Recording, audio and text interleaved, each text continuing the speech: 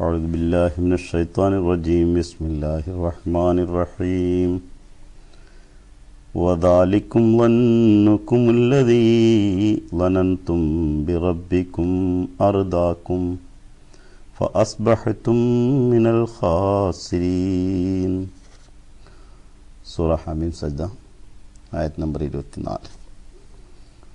നിങ്ങളുടെ നാഥനെ സംബന്ധിച്ച് നിങ്ങൾ ധരിച്ച ഒരു ധാരണയാണത്, അഥവാ ദുർധാരണയാണത്. അത് നിങ്ങളെ നശിപ്പിക്കുകയും തുടർന്ന് നിങ്ങൾ എല്ലാം നഷ്ടപ്പെട്ടവരുടെ കൂട്ടത്തിൽ ഉൾപ്പെടുകയും ചെയ്തിരിക്കുന്നു.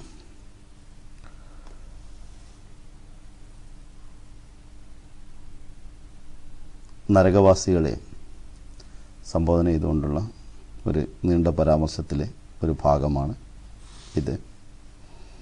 അതായത് നരകത്തിൽ പതിക്കുന്നതിനുള്ള ഒരു കാരണം അള്ളാഹുവിനെക്കുറിച്ച് ദുർധാരണ വെച്ച് പുലർത്തുക എന്നുള്ളതാണ്.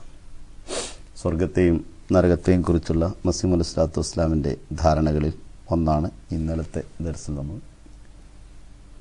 ഞാൻ പറഞ്ഞിരുന്നത്. അതിൽ സ്വർഗം എന്നുള്ളത്, നരകം എന്നുള്ളത് നമ്മൾ ഈ ലോകത്ത് പലതും അള്ളാഹുവിൻ്റെയും അവൻ്റെ റസൂലിൻ്റെയും ഇംഗിതത്തിന് വിരുദ്ധമായി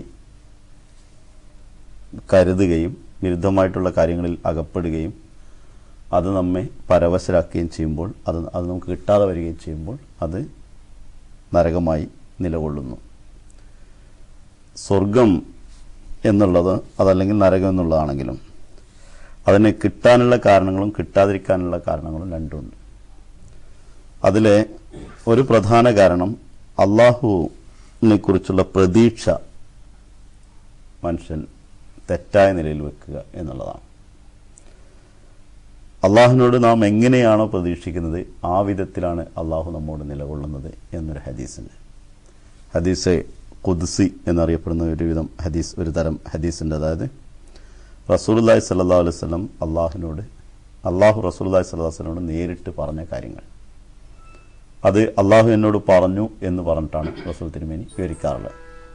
ചില കാര്യങ്ങൾ റസൂലുള്ളാഹി സ്വല്ലല്ലാഹു അലൈഹി വസല്ലം പറയുന്നു, അത് അള്ളാഹുവിൻ്റെ പ്രചോദനത്തോടും അള്ളാഹു പറഞ്ഞ കാര്യങ്ങളുമാണെങ്കിലും അള്ളാഹു തന്നെ എന്നോട് പറഞ്ഞു എന്ന് പറയുന്ന ഹദീസുകളാണ് ഖുദ്സിയായ ഹദീസുകൾ എന്ന് പറയുന്നത്. അതിൽ ഒരു പ്രധാന കാര്യം ഖലീഫത്ത് മസീഹ് റാബി റഹ്മത്തുള്ളാഹി തആല ഒരിക്കൽ പറഞ്ഞത്, സാധാരണ ഒരാളോട് രഹസ്യം പറയാറുണ്ട്, വേറെ ആരോടും പറയാത്ത കാര്യങ്ങളാണ്. അത് ഈ കാര്യങ്ങളാണ് ഖുദ്സിയായ ഹദീസുകളിൽ പറയപ്പെട്ടിട്ടുള്ളത്. അത് നബി തിരുമേനി സല്ലല്ലാഹു അലൈഹി വസല്ലമും അള്ളാഹും തമ്മിലുള്ള അതീവ രഹസ്യം, അതായത് ഒരു വളരെ അടുത്ത സൗഹൃദത്തിൻ്റെ ഒരു അടയാളമാണത്.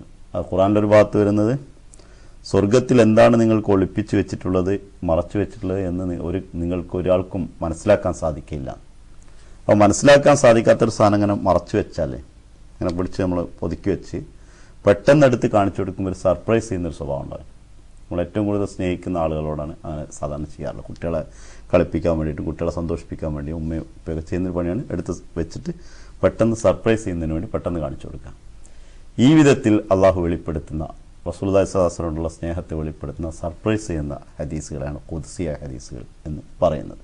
അതിൻ്റെ ഒരു ഭാഗം അതാണ്. അതിൽ ഒരു ഹദീസിലുള്ളത്, അള്ളാഹുവിനെ കുറിച്ച് നമ്മൾ എങ്ങനെയാണോ ധാരണ വെച്ച് പുലർത്തുന്നത് അങ്ങനെയാണ് അള്ളാഹു നമ്മോട് പെരുമാറുന്നത് എന്നാണ്. ഇവിടെ ആയത്തിലുള്ളത് നരകത്തിൽ പതിക്കാനുള്ള ഒരു കാരണം അള്ളാഹുവിനെ കുറിച്ചുള്ള ദുർധാരണയാണെന്ന്. അതായത് പലപ്പോഴും നമ്മളൊരു കാര്യത്തിൽ ഇത് അള്ളാഹു ചെയ്യുകയില്ല എന്ന് കരുതിയാൽ, പ്രതീക്ഷയിൽ കുറവ് വന്നാൽ അതൊരിക്കലും നടക്കില്ല. പ്രതീക്ഷ ഏതൊരു കാര്യത്തും അള്ളാഹുവിൻ്റെ ഇംഗിതവും അവൻ്റെ റസൂലിൻ്റെ ഇംഗിതവും, അത് മതപരം ഭൗതികം അങ്ങനെയൊന്നുമില്ല.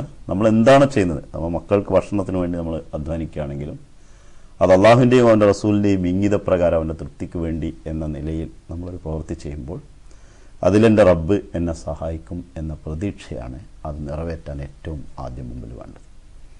അതല്ലെങ്കിൽ അതൊരിക്കലും നടക്കുന്നതല്ല. നരകത്തിൽ പതിച്ച രണ്ടാളുകളെക്കുറിച്ച് പറയുന്നത്, അവരവിടെ ഭയങ്കരമായിട്ട് ബഹളം ഉണ്ടാക്കി, നരകം സഹിക്കാൻ വയ്യാതെ പ്രശ്നം ഉണ്ടാക്കി. അപ്പോൾ ബഹളം കേട്ട് അവർ അള്ളാഹു തിരിച്ചു വിളിച്ചു.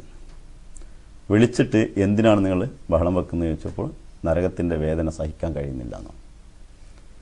അപ്പം പിന്നെ 2 കാലുകളും കാലിൻ്റെ താഴ്ഭാഗങ്ങൾ മുട്ടുവരെയുള്ള ഭാഗങ്ങൾ കത്തി കരിഞ്ഞ നിലയിലാണ് അവർ വന്നത്. വന്നപ്പോഴും അവരോട് ചോദിച്ചു, നിങ്ങൾ ഇന്ന പാവങ്ങൾ ചെയ്തിരുന്നു? അത് ചെയ്തിരുന്നു. നന്മകൾ നിങ്ങൾ ഇന്നത് ചെയ്യാൻ കിട്ടിയ അവസരങ്ങൾ പാഴാക്കിയിരുന്നല്ലോ? അതെ. അപ്പോൾ ഇനി തിന്മ ചെയ്തവനുള്ള പ്രതിഫലം എന്ന നിലയിലാണ് ഇന്ന് നരകം വിധിക്കപ്പെട്ടിട്ടുള്ളത്. അതിന് രക്ഷപ്പെടുത്താൻ വഴിയില്ല. നിങ്ങൾ നീതിയാണ് നിങ്ങളോട് ചെയ്തിട്ടില്ല, അനീതി കാണിച്ചിട്ടില്ല എന്നാണ് തിരിച്ചു പോകാൻ വേണ്ടി പറയുന്നത്. അപ്പോൾ ഒരാൾ മുമ്പോട്ട് നടന്ന് നീങ്ങി, ഒരാൾ അവിടെ തന്നെ നിന്നിട്ട് അള്ളാഹിനോട് ചോദിച്ചു, അള്ളാഹുവേ, ഞങ്ങളെ അവിടെ നിന്നിട്ട് വിളിച്ചപ്പോൾ നീ ഞങ്ങളെ രക്ഷിക്കുമെന്ന് വിചാരിച്ചാണ് ഞങ്ങൾ വന്നത്. അങ്ങോട്ട് തന്നെ തിരിച്ചു വിടാനാണ് ഞങ്ങൾ എന്തിനാണ് ഇങ്ങോട്ട് വിളിച്ചതെന്ന് ചോദിച്ചു. ഉടനെ അള്ളാഹു, എൻ്റെ റബ്ബ്, എൻ്റെ നാഥൻ എന്നോട്, എൻ്റെ അടിമ എന്നോട് പ്രതീക്ഷിച്ചാൽ ആ പ്രതീക്ഷയെ എനിക്ക് തിരിച്ചയക്കാൻ